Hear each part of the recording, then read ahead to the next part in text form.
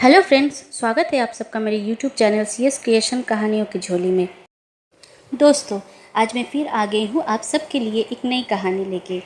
क्या आप जानते हैं चंबल की खूनी दरवाजे का रहस्य? इस रहस्य को जानने के लिए मेरे साथ जुड़े रहिए। चंबल, ये नाम आपने कई बार सुना होगा। चंबल की कई अनसुनी कहानी पूरे भारत में प्रसिद्ध है, लेकिन आज मैं आपको चंबल की एक ऐसी कहानी सुनाने जा रही हूँ जो आपने शायद ही कभी सुनी होगी। इस कहानी को सुनने के बाद आपकी इच्छा ज़रूर होगी इसे देखने की। तो चलिए शुरू करते हैं कहानी चंबल की खूनी दरवाजे की कहानी। ये कहानी है चंबल की उस देवगिरी किले के बारे में जिसका जिक्र महाभारत में भी हो चुका है। आज इसे अटेर का किला नाम से भी जाना जाता है। इस किले की खास पहचान ये है कि इस किले को खूनी दरवाजे के नाम से भी जाना जाता है। खूनी दरवाज़ा, नाम सुनते ही डर लगता है ना? पर रुकिए, अभी डरिए नहीं, कहानी अभी बाकी है। तो चलिए आगे की कहानी शुरू करते हैं। मध्य प्रदेश को हिंदुस्तान का दिल कहा जाता है। इतिहास में यहाँ ऐसे कई किलों का निर्माण हुआ जो सिर्फ भारत में ही नहीं बल्कि विश्व भर में प्रसिद्ध है। इन प्रदेश किलों को लोग देखने के लिए दूर दूर से आते हैं।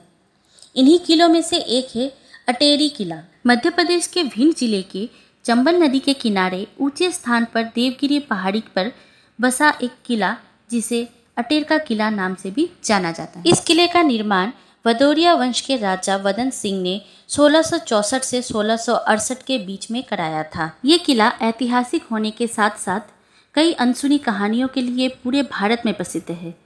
देवगिरी पहाड़ी पे बना हुआ है, इसलिए इस किले का नाम देवगिरी दुर्ग है। इस किले को महाभारत काल के बाद बनाया गया है। पुरातत्व वैज्ञानिक इस किले को करीब 350 साल पुराना बताते हैं।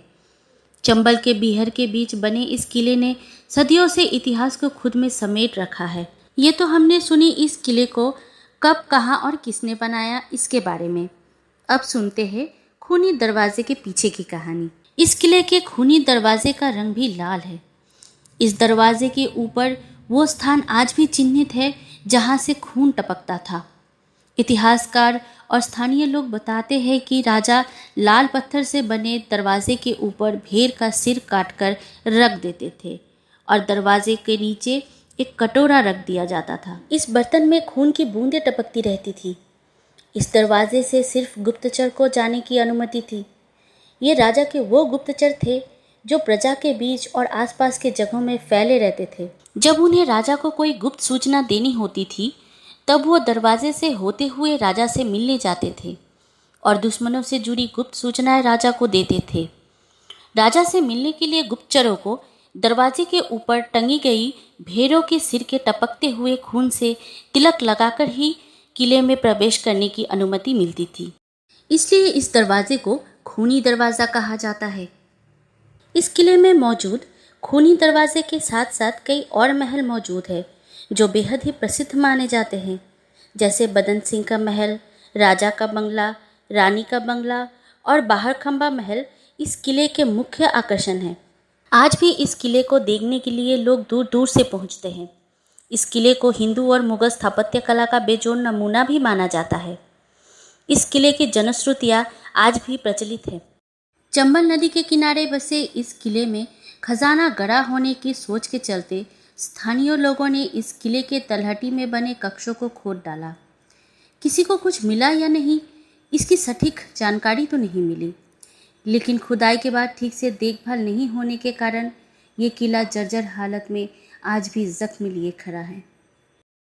तो दोस्तों, कैसी लगी आपको आज की ये कहानी? कमेंट में ज़रूर लिखिएगा। अगर पसंद आए तो लाइक, सब्सक्राइब और शेयर ज़रूर कीजिएगा। चलिए तो फिर मिलते हैं अगली कहानी में।